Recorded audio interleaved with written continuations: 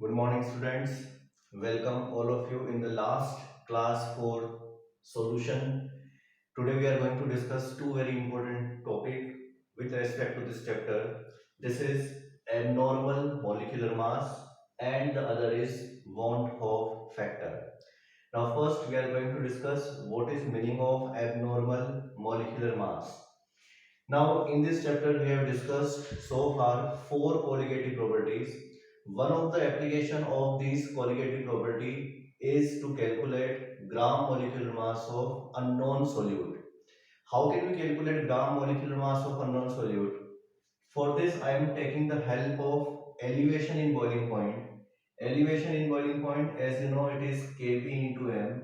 Delta Tb can be written as Tb dash minus Tb equals to Kb mass of solute, molar mass of solute, and here it is mass of solvent. Now, if you carefully look at this formula, except gram molecular mass of solute, rest all quantities you can either measure in laboratory or you can determine in laboratory through experiment. For example, weight of solute as well as weight of solvent, you can calculate them with the help of chemical balance. Kb is constant. Tb and Tb dash, they are boiling point of solvent and boiling point of solution respectively. And boiling point you can easily determine in laboratory in an experiment. So except gram molecular mass of solute, you can determine all the quantities in laboratory or you can measure them in laboratory. This means the formula can help us to determine gram molecular mass of solute. Similarly, in place of elevation in boiling point, if you use any other colligative property, they also give you here the same expression, that is gram molecular mass of solute. So one of the application, it is used to determine gram molecular mass of solute. On the other hand, so far we know that colligative properties depend on number of particles. They do not depend on nature of particle, but they depend on number of particles. Now, what is abnormal molecular mass? To discuss it, look at here some example. Suppose we have 1 molar aqueous solution of glucose and let the colligative property, suppose elevation in boiling point is by x degree Celsius. I repeat, 1 molar solution, the elevation in boiling point is x degree Celsius. If we take 1 molar aqueous solution of sucrose, in place of glucose, if I take sucrose, once again the elevation should be x because the number of moles of solute are same and colligative property do not depend on nature, they depend only on number of particles. So 1 molar elevation is x, 1 molar elevation is x. Similarly, if we have 1 molar aqueous solution of urea, once again the elevation in boiling point is x. But if we take 1 molar aqueous solution of sodium chloride, so here 1, they all give the same elevation x degree and x degree. But when you take 1 molar aqueous solution of sodium chloride, then it will not give elevation by x. But here the elevation in boiling point observed is twice of x. Similarly, if you start with 1 molar aqueous solution of magnesium chloride, in place of x, here the elevation in boiling point is 3 times, it is 3 times of x. I repeat, 1 molar give x, 1 molar elevation x, 1 molar here also elevation is x. If these are also colligative property, then here also the answer should be x and x, but here the answer is 2 times and 3 times as compared to answer for sucrose, glucose or urea. The reason is when you dissolve sodium chloride or magnesium chloride in water, they do not remember as similar molecule. Instead of this, you all know that sodium chloride dissociate to convert into Na plus ion and Cl minus ion. Similarly, magnesium chloride will dissociate to give 1 ion of magnesium plus 2 and 2 ions of chloride. So here each particle dissociate in 2 particles and here each particle dissociated in 3 particles. Because they dissociated to give more number of particles. As number of particles increase, the magnitude of colligative properties also increase. Similarly, one more example here. 1 molar aqueous solution, this time it is for a solute X. Now a solute A, this solute form dimer in solution. Dimer means two particles clubbed with each other and exist as single particle. For example, 2A exists as A2. Now here, because it converted to dimer, here number of particles decrease, and because number of particles decrease, the magnitude of colligative property also decrease, and here you can see the elevation in boiling point will observe zero point 0.5 of X. So when number of particles increase, elevation in boiling point also increase. It means colligative property increase. If number of particles decrease, the colligative property also decrease. Here you can see colligative property and gram molecular mass. They are just inverse to each other. In case colligative property increase, the observed gram molecular mass will be decreased. In case colligative property decrease, observed molecular mass will be increased. This observed molecular mass is considered as abnormal molecular mass.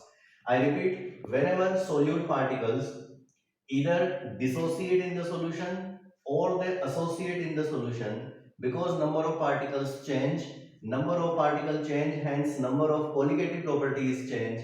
Because colligative property change, the observed molecular mass will be different as compared to its normal molecular mass, and this observed molecular mass is considered as abnormal molecular mass. So a good question to start, what do you mean by abnormal molecular mass? It is observed molecular mass by colligative property if solute particle either associate or dissociate in the solution. Now, how can we convert this abnormal molecular mass? How can we get normal molecular mass with the help of colligative property in these particular conditions? For this, Van Hoff introduced a factor and he gave the name as Van Hoff factor. Now, what is Van Hoff factor? Look at here this formula. In case of sodium chloride, here the observed colligative property is 2 times. In case of magnesium chloride, the observed colligative property is 3 times, and therefore the observed molecular mass will be 2 times less and 3 times less in sodium chloride and magnesium chloride respectively. To overcome this problem, if I write here a number 2 for sodium chloride and a number 3 for magnesium chloride, then this 2 times will cancel by 2 times for sodium chloride, 3 times cancel by 3 here for magnesium chloride, and now the colligative property will similar for 1 molar solution, and the observed gram molecular mass will also have the right answer or as normal molecular mass. Now this 2 for NaCl or 3 for magnesium chloride is known as Van Hoff factor. So whenever solute particles either associate or dissociate in the solution, to calculate the correct molecular mass, in fact to calculate the correct colligative property, we need to use a factor given by Van Hoff, and it is known as Van Hoff factor. Now whenever this condition, you will write the formula for colligative property with slight change. You can see here in all the 4 colligative property, there is introduction of Van Hoff factor. It is earlier KBM, now it is IKBM, IKFM, P naught IXB, and pi equal to in place of CRT, now it is ICRT. So I repeat, the conditions when you need to use I, the condition is very simple. Whenever solute particle either associate or dissociate in the solution, the number of particles change, and therefore we need to use a factor given by Van Hoff, that is known as Van Hoff factor. Now the next question is, how can we find out this Van Hoff factor? There are certain formula to calculate Van Hoff factor, but the first very basic formula from where you have to start your preparation. Van Hoff factor can be calculated like here. For NaCl it was 2, magnesium chloride was 3, So you can see here a simplest formula to calculate Monro factor.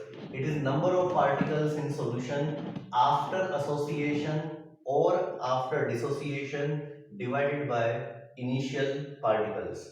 For example, here magnesium chloride. We know magnesium chloride ionized to give magnesium ion and chloride ions.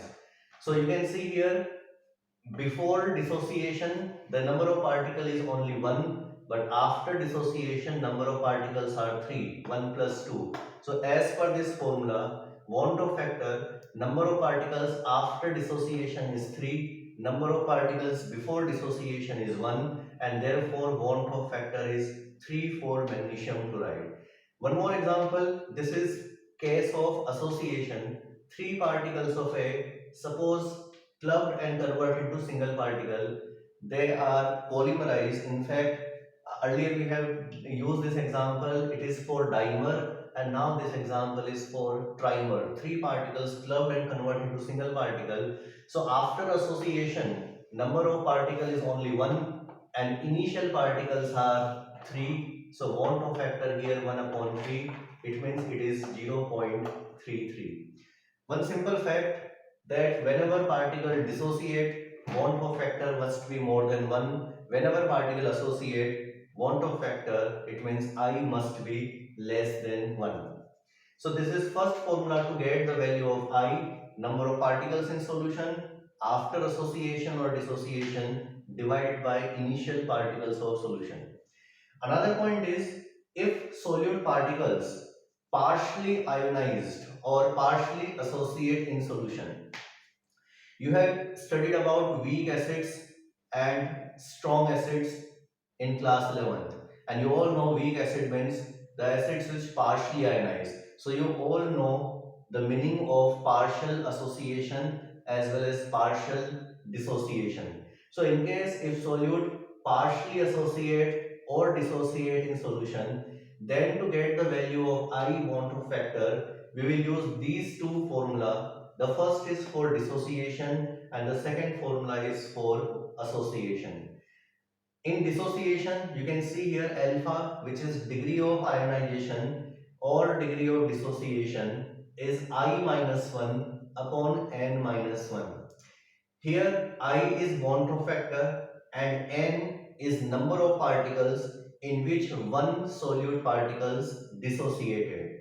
For example, in case of sodium chloride, the value of n will be 2. In case of magnesium chloride, value of n will be 3. In case of aluminium chloride, AlCl3, the value of n will be 4. So I repeat, n is number of particles in which one particle get dissociated, I is Van't factor, and alpha is degree of dissociation or degree of ionization. For example, in a question if you are given 70% particles ionized, 70% particle ionized means degree of dissociation is 70%. 70% means the value of alpha will be 70 divided by 100, it is 0.7. Remember, the value of alpha is never more than 1 and it is never put in percentage. It is always put here in fraction with respect to each particle. So if you are given alpha is percent, divide this by 100 and the value of alpha you can put here. So this is for dissociation. Similarly for association, the formula is alpha equal to I minus 1 upon n minus 1. Once again alpha is degree, but this time it is degree of association. This is degree of dissociation, this is degree of association, I is Van't factor, and here n is number of small particles which clubbed to form bigger particle. N is very easy to calculate. Whenever solute convert into dimer, n will be 2. When solute form trimer, n will equals to 3. When solute form tetramer, n will equals to 4. So in case the particles are not completely associated or completely dissociate, you need to use alpha to get the value of I. Now one last point here, we are toward the end of this chapter. Generally in a numerical, you will use this particular sequence to solve the numerical. There is not reversible reaction, but this is a sign to show interrelationship. CP means here colligative property, I want of factor, alpha degree of association or it is degree of dissociation, and K is dissociation or association constant. So generally in the numerical you will try to find out, you have to find out the relation between all these quantities. Read numerical carefully and find out what you have to find out. Suppose in a numerical you need to calculate value of want of factor. So you have two directions to calculate value of want of factor. If you are provided colligative property, then with the help of colligative property you can get value of I. How colligative property help us to calculate I? You can use this formula. So depending on the question, depending whether you are given related to elevation, depression, osmotic pressure or vapor pressure, we can use any particular formula and we can get the value of I. So if colligative property is given, you can get the value of I. If in the question you are given alpha, then with the help of alpha you can get the value of I. You are given these two formula, one for association and one for dissociation.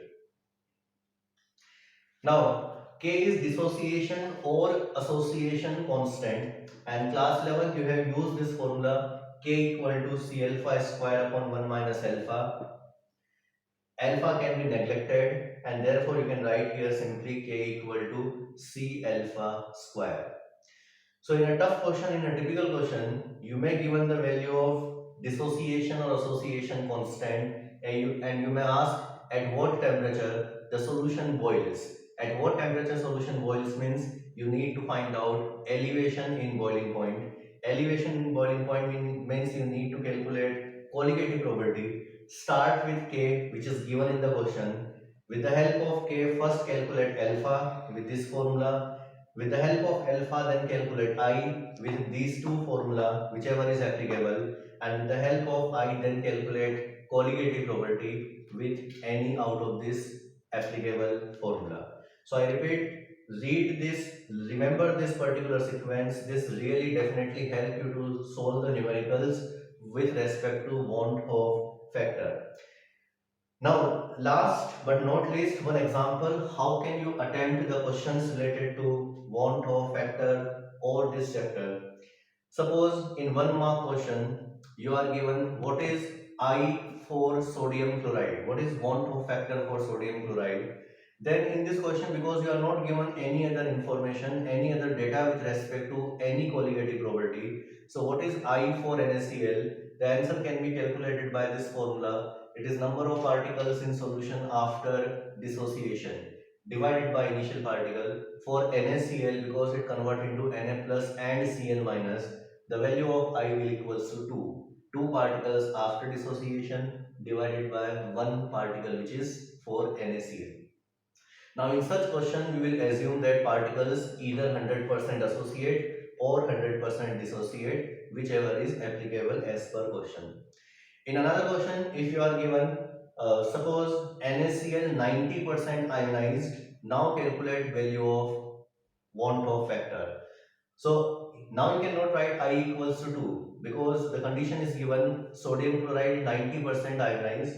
90% ionized means percentage ionization is given. Now use this formula to get value of I. The most appropriate question for your standard is an example is given here 58.5 gram sodium chloride dissolved in 1000 gram of water. If solution boils at 101 degree Celsius, calculate want of factor. Now here solute is sodium chloride. The question is you need to calculate want of factor. You cannot write I equals to 2 simply because if the answer is 2, then there is no meaning by given quantity of solute and second data which is solution boils at 101 degree Celsius.